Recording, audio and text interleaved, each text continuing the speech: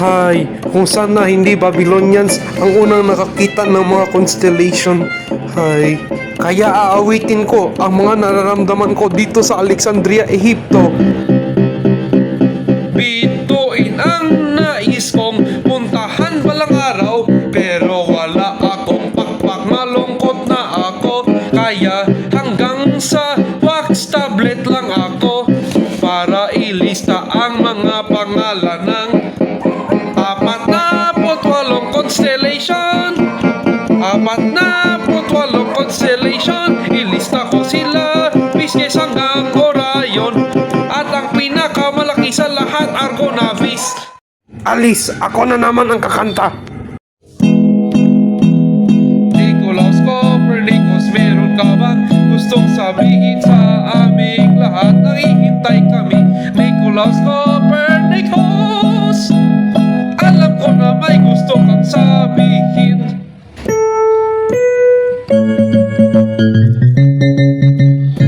Ang daigdig ay hindi kita ng sanlibutan, mga kaibigan. Ang daigdig ay umiikot sa araw.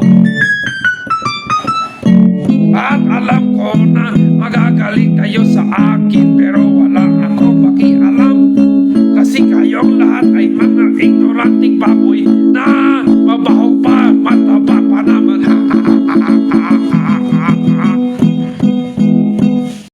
Totoo naman yun ah. Siyempre, naniniwala ako kay Copernicus.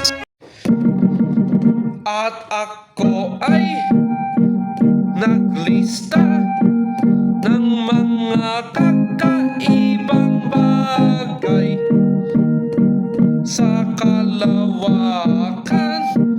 Ako'y naghahanap ng mga magandang kometa, pero may mga kakaibang bagay sa harap ng aking mata, parang alikabok. Ako ay naistorbo sa mga ganito.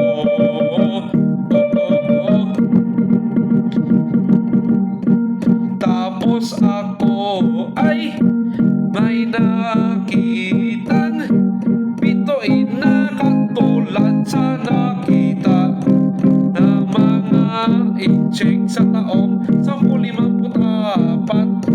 Tapos para siyang alikabok.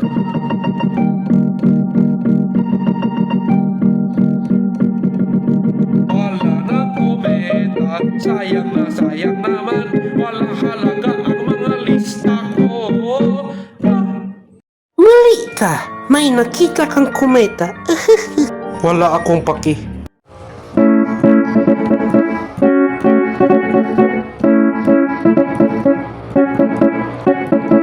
Sa aking hardin sa bats ay nakahanap ako ng kometa. Tapos may nakita akong bagong planeta. Yun ang Uranus, para siyang kalangitan, kasi kulay bughaw na ang Uranus.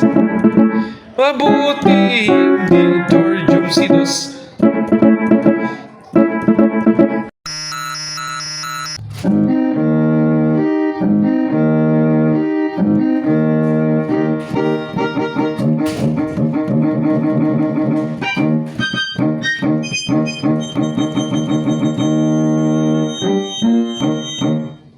Ang sanlibutan ay lumalaki, kasi ang mga parang ulap na nakita ninyo sa kalawakan ay ibang galaksi.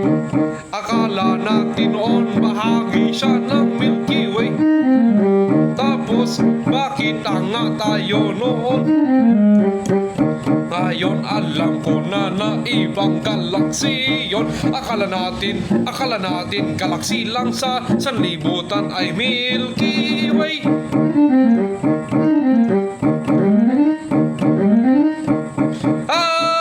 sanlibutan ay lumalaki.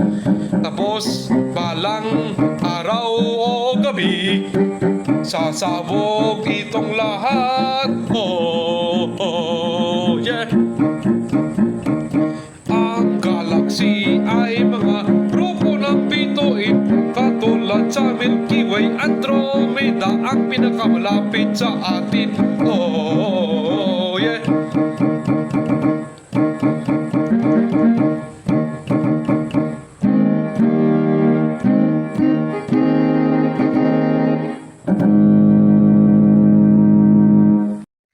Sino ka ba?